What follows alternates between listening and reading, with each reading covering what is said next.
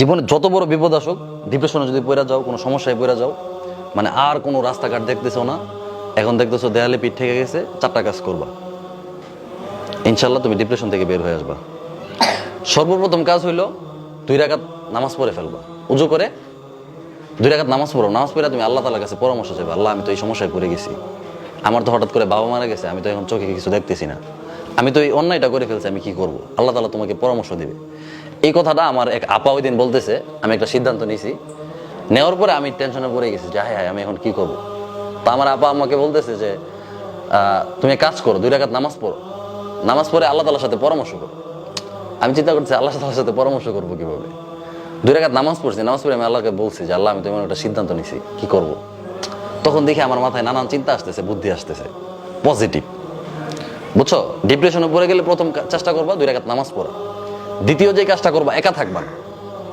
হ্যাঁ, ধরো তুমি একটা খারাপ পরিস্থিতি পড়ে গেছো, রুমে দরজা টরজা বন্ধ করে একদম হায় হায় আমার সাথে এটা কি হয়ে গেল, তখন তোমার মাথায় খারাপ চিন্তা আসবে। কি চিন্তা আসবে? তখন মনে হবো যে আমি উল্টাপাল্টা কিছু করি। আরবিতে একটা প্রবাদ আছে, ওতলাতুর রাসি দুক্কানু শয়তান। খালি ব্রেন হচ্ছে শয়তানের রাস্তা না। কিসের রাস্তা না? শয়তানে বাসা বাঁধে, শয়তানের দোকান বানায়। তাইলে যদি তুমি ডিপ্রেশনে পড়ে যাও, তাহলে একা থাকবা না, মানুষের মাঝখানে চলে আসবা। হাজার হাজার মানুষ যেখানে থাকে, তোমার আত্মীয় স্বজন যেখানে, তোমার ছাত্র ভাইরা যেখানে, তোমার বন্ধু বান্ধব যেখানে, তুমি ওইখানে চলে যাবা। তখন উল্টাপাল্টা চিন্তা আসবে না। কয়টা হলো? 3টা। নামাজ, রুমে একা থাকা যাবে না, মানুষের সামনে চলে আসবে।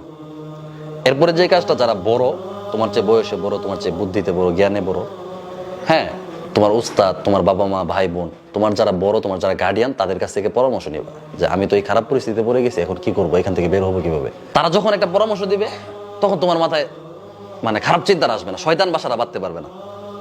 কথা বুঝছো? আর তোমার মাথায় যদি কেউ পরামর্শ না দেয়, তাহলে তোমার মাথায় নেগেটিভ চিন্তা আসবে, খারাপ চিন্তা আসবে, উল্টাপাল্টা চিন্তা আসবে। এই কথা বুঝতে পারছো? এই 4টা কাজ করতে পারবা? যে কোনো সময় খারাপ পরিস্থিতি আসতে পারে, আসলে এই 4টা কাজ করে ফেলবা। প্রথম কাজটা করলে দেখবা আলহামদুলিল্লাহ একদম শান্তি হয়ে গেছো, নামাজে দাঁড়ায় যাবা, একা থাকবা না। ঠিক আছে? যদি বাবা মারা যায় বা মা মারা গেছে, বা তুমি এমন একটা ভুল করে ফেলছো, হ্যাঁ, তো এখন কি করবা আর বুঝতেছো না, তুমি রুমে দরজা টরজা বন্ধ করে একা থাকবা না, মানুষের সামনে চলে যাবা। হ্যাঁ, তোমার ছাত্র ভাইরা যেখানে সবাই একসাথে আসো, বা তোমার বন্ধুরা যেখানে, ওইখানে চলে যাবা। লাস্টের কাজটা কি? যারা বড়, যাকে তোমার কাছে ভালো লাগে, সে উস্তাদ হোক, বাবা মা হোক, যেই হোক, হ্যাঁ, যার কাছে মনে হয় যে তার কাছে যদি বলো তাহলে কোনো সমস্যা হবে না, এমন একজন মানুষের কাছে গিয়ে একটা পরামর্শ করবো যে আমি তো একটা ভুল করে ফেলছি, বা আমি একটা বিপদে পড়ে গেছি, এখন কি করব। তো উনি পরামর্শ দিলে দেখবো তোমার চিন্তা আসবে, বা তোমার অনেক আসান হয়ে যাবে, এই সমস্যা থেকে তুমি বের হয়ে আসার সুযোগ পাওয়া যাবে, আল্লাহ তাআলা তোমাকে ব্যবস্থা করে দেবে। পারবা? বিপদ তো যে কোনো সময় আসতে পারে, ঠিক না? তোমার জীবনে বিপদ, আমার জীবনে অনেক বিপদ গেছে, তো তোমাদের বিপদ আসবে না? আসবে। আসলে বিপদ আসলে হায় হায় আমি তো বিপদে পড়ে গেছি, এখন শেষ, আমার জীবন শেষ, এমন না বিষয়টা। এমন যে আমি বিপদে পড়ে গেছি, এখন কি করব। অনেকে আছে বোকা, দরজা মরজা লাগাই থাকে, পরে শয়তানে এসে আত্মহত্যা করে, পরে করে যে আত্মহত্যা করে, সে কোথায় যায়? জাহান্নামে যায়। আত্মহত্যাকারীর কোনো মাফ আছে? সে ডাইরেক্ট জাহান্নামে যাবে। আত্মহত্যা করার সময় মৃত্যুর আগে যে যন্ত্রণাটা হয়েছে, এই যন্ত্রণা সারা জীবন, মানে কিয়ামতের পরে আর কোনো মৃত্যু নাই, আমৃত্যু সে এই যন্ত্রণা উপভোগ করবে। কষ্ট না অনেক? মৃত্যুর আগের কষ্টটা, এই কষ্টটা সে সারাক্ষণ পাইতে থাকবে, এটার কোনো শেষ নেই।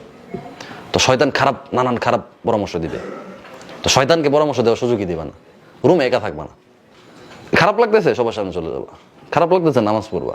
খারাপ লাগতেছে, বড়দের পরামর্শ নিবা। বুঝছো? মনে থাকবে সবার?